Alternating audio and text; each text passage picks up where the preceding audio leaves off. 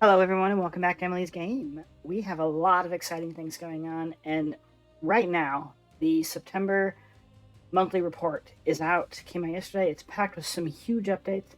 Today, we're going to break those down into the big three: ships, missions, and core gameplay systems. So let's dive right in. It's going to take a little bit, so bear with me. For those of you wondering about the background video, that is from CitizenCon 2955. This is specifically about the space station stuff, so enjoy that as I go through the monthly report. My friends, first up, ships. The big headline this month is the RSI Perseus.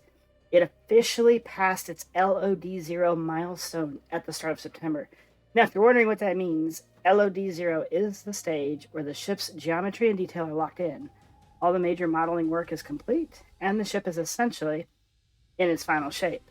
From here, the team focuses on polish, textures, lighting, downstream tasks like damage states and integration into the game engine. In short, the Perseus is now past the big design hurdles. What we've seen, what we know, is what we're getting. It's not going to change much beyond where it's at now. Not that we've seen anything really yet, but it's coming.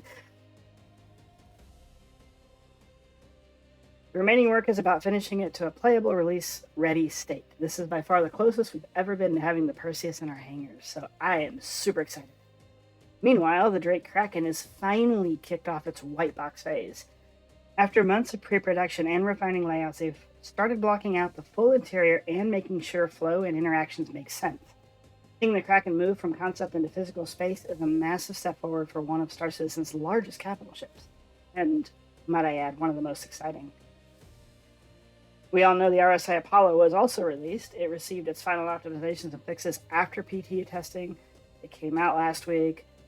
Beautiful ship. If you guys haven't checked that out, make sure you do. And a bit of a throwback, you guys, the RSI Aurora, one of the game's most iconic starter ships, one of the first, I believe, also made huge strides, hitting both LOD0 and final stages already. I believe they announced last month that they were reworking the Aurora. I don't believe it was a lot of time there, so that's really, really exciting. Along the way, it's been modernized with updated component base, a redesigned bed, improved dashboard placement, new entrance methods, a VTOL setup, and better cargo access underneath. Should make life for new players much smoother out of that starter ship. The Aegis Hammerhead is also getting modernization love, with the corridor kits updated to match the Idris standards and ensuring all component bays and relays are easier to reach. That should make the ship much easier to maintain during fleet ops. Friends, another exciting one that's actually coming out, we believe at CitizenCon, the Anvil Paladin. It has now entered LOD0, with the team finalizing its main quad turret to make sure it can rotate freely both in flight and also while landed. That turret is the centerpiece of its firepower, so that milestone's a huge deal.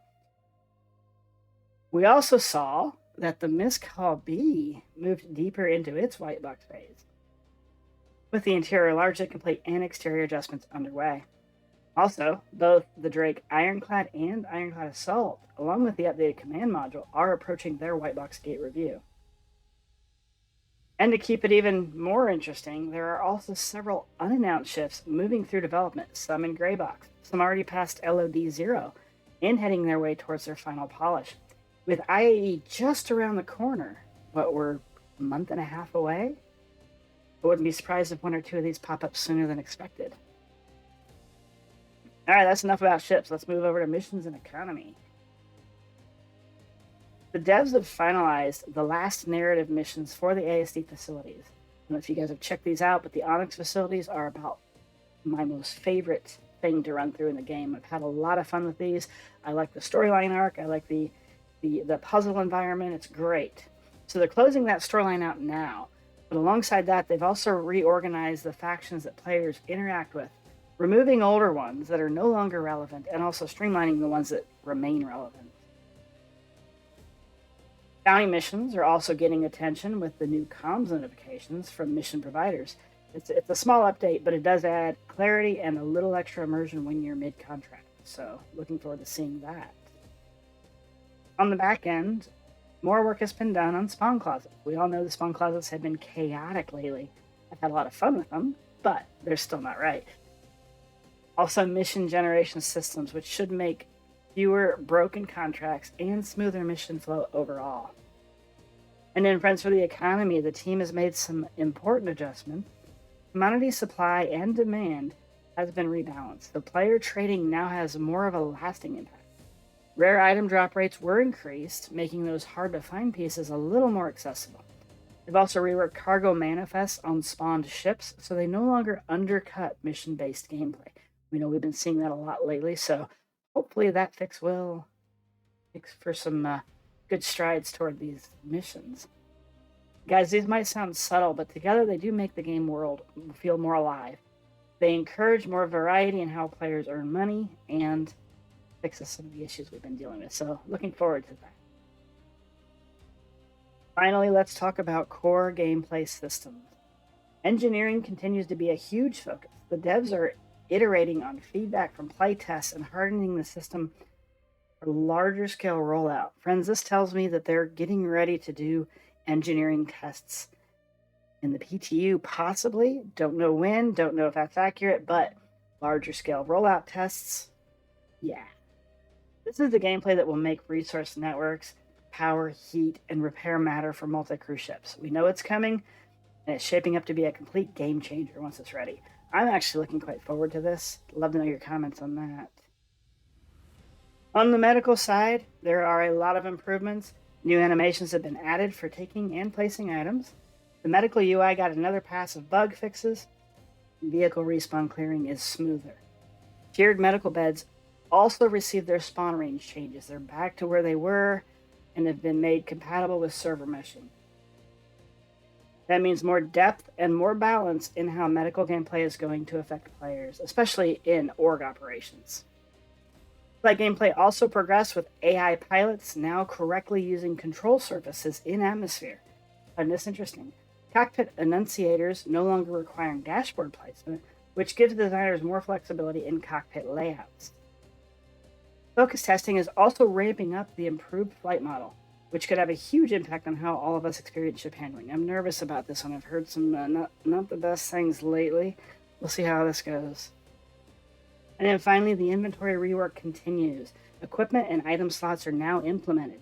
The paper doll UI and search functions are expanding, and designers have more control over the rules for proximity looting.